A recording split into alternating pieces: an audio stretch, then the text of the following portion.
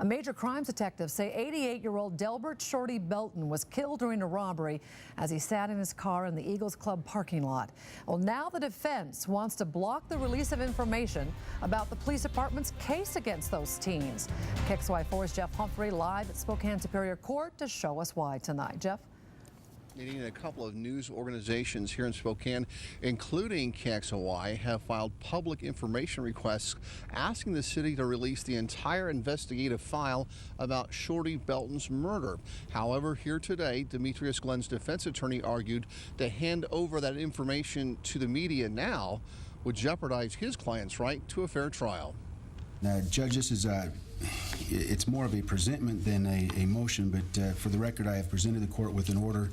Chris Phelps is a private defense attorney hired by Demetrius Glenn's family. Even though his client turned himself in, Phelps has a tough fight on his hands, and he's worried Glenn can't get a fair trial if his jury has already heard too much about the case from the media. It's like unringing a bell.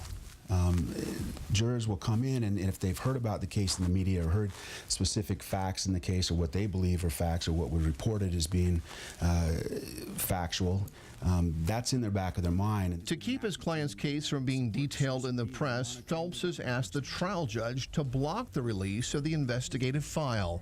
Phelps says he respects the public's right to know, but feels Glenn's right to a fair trial and whether the 16-year-old will spend decades behind bars is still more important.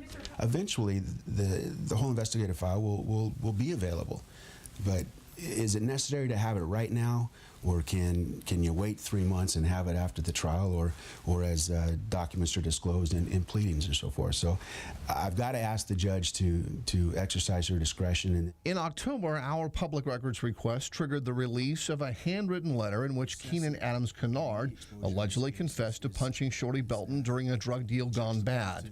Glenn's attorney says that's an example of how just one piece of paper from the investigative file can taint the jury's mind months before the trial even gets underway.